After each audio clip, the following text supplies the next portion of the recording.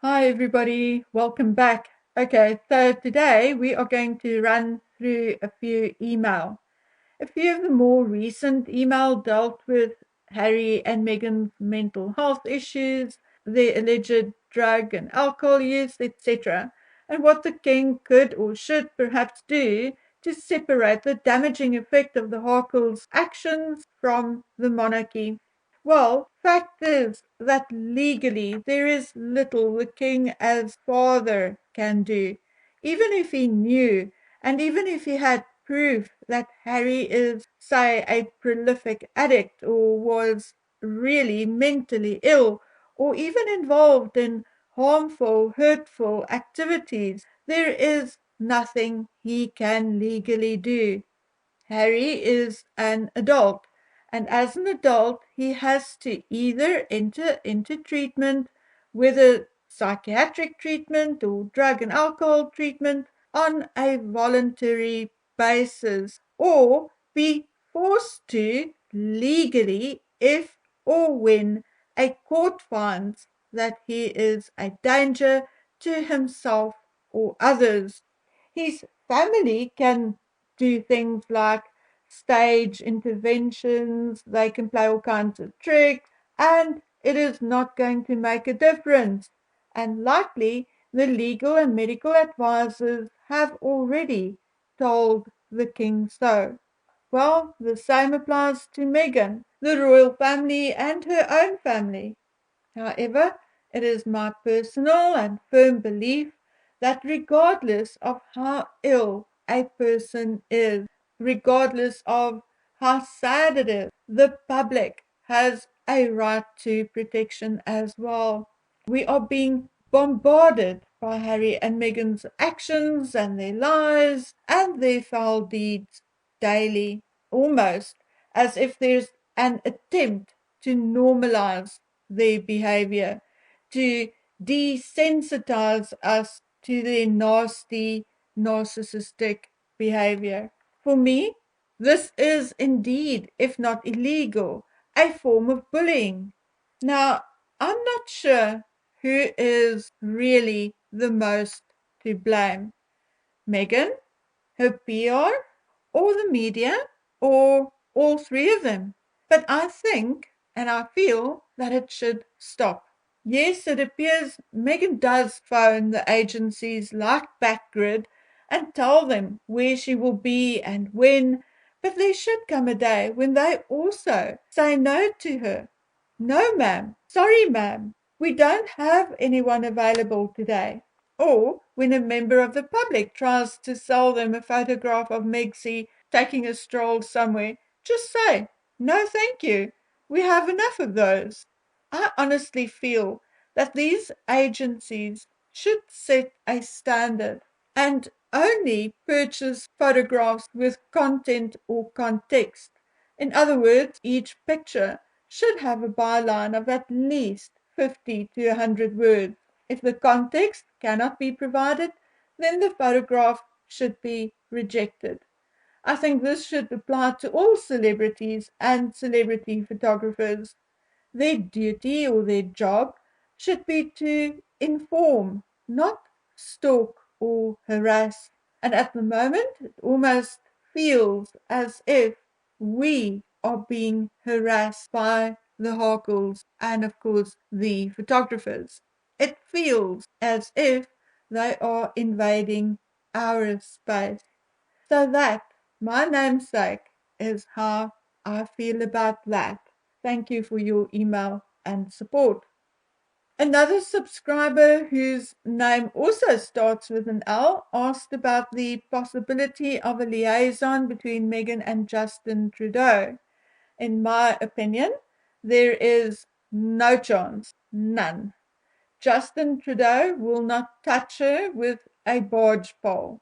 Unfortunately, I know something which I cannot disclose publicly, but no, Justin will have a hard time being civil towards Meghan in public, let alone have an affair with her.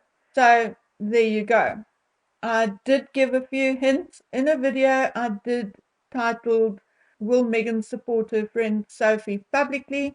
So if you have not seen that video, then go watch it and listen carefully. There are a few cryptic hints in the video if you keep an eye on the screen as well. Once you've watched that video, maybe you will sort of understand why I'm saying Justin Trudeau will not touch Meghan Markle. Okay, next. My video on Archie's birth certificate brought quite a bit of comment and ideas and suggestions from many of you. One of my subscribers will now find out for us why the BBU code was used, as it is actually a trade code. And she has not seen that used before, but she's going to go find out when it changed, whether it changed, why it's being used, and see if she can find out why specifically it is on that copy of Archie's birth certificate. Okay, another very interesting email informed me that the Office of Registration, not as typed on Archie's birth certificate, but as indicated by the code, is indeed Bredbury, Cheshire. Well, it may just be pure coincidence, but a strange one anyway. The Manchester Fertility Clinic is actually only a breath away from that particular registration office. And when I went on the web page, I actually recognized the name I came across before, but that is just some interesting information. And the amount of strangeness whenever I look into Archie's birth always just seemed to astound me. Because just looking into the Manchester Fertility Clinic for 1 minute, I came across someone, a doctor, whom I've come across before in my deep dives and searches, a rather renowned fertility doctor. And strangely, even more coincidentally, someone, a friend of mine, has worked for and worked with. Strange, very strange. What a small world. And yes, real life is sometimes stranger than fiction. Okay, but that is not where it ends. Carla L sent me a link to a proposed update in the United Kingdom's surrogacy law. And I'm going to post the link in the description box below so you and other creators can go read it for yourself. But the most important change in this reform will be to enable the intended parents to be recognized as the child's legal parents right from birth and to be named on the very first birth certificate. Currently, parents face a significant delay before becoming the legal parents in the United Kingdom. I, however, did go read through the entire proposal, and I think it is very, very interesting. And any of you who are so inclined should go read it. Or if you want me to, let me know in the comment section below, and I will read it to you in the next video. But, like my subscriber, after reading the documents and proposals, I experienced a light bulb moment. These proposals started or emanated right back in 2017, but did not get a lot of attention until about 2020, 2021. And in March this year, it appears the report was finalized at last. So, like my subscriber, I think this explains exactly why there is silence from Buckingham Palace and King Charles himself concerning the surrogacy rumors. Yes, many of us feel a sort of anticipation in the air, like a foreboding, and am expecting something to happen or to blow up. And many have said that they heard that there is going to be some kind of bombshell of sorts in September. I think one of the people whom I remember saying something like that was actually Lady C. Some have even speculated that it may have something to do with the children's births and surrogacy, etc. However, I never thought so, and now that I've read this, I think so even less because of this new upcoming law. All King Charles needs to do is sit back and wait for it to be passed, and none of us will be any the wiser, likely ever. Like some of you, I still believe that Charles has protected and enabled the Harkles all along, and likely still does.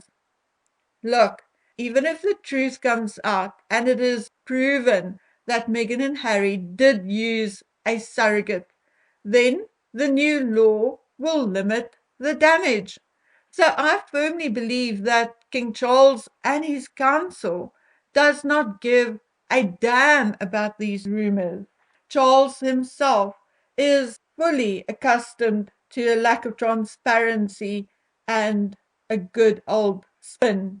That is how he handled his own life and survived to become king and managed to become the head of the church while not even having been able to marry in the Church of England himself.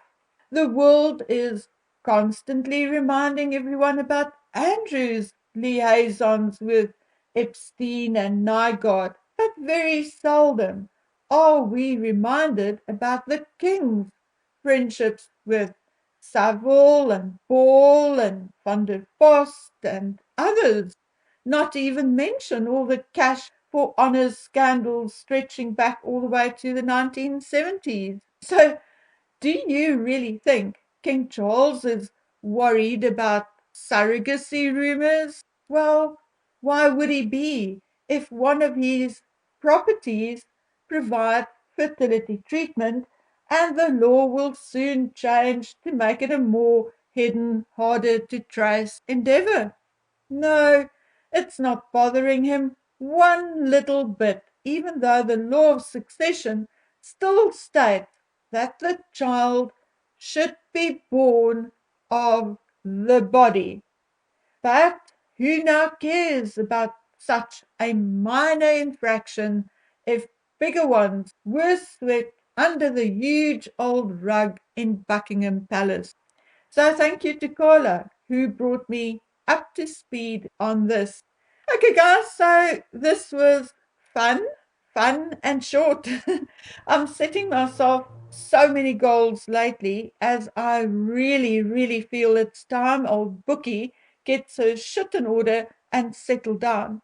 I'm actually dreaming of my own sunny bedroom, a dedicated workspace, a bath in which I can stretch out, finishing my book and doing some art and crafts again. But before I get there, I still have a lot to overcome and prepare for. So off I go.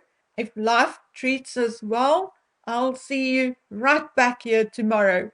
So take good care of yourselves. Bye.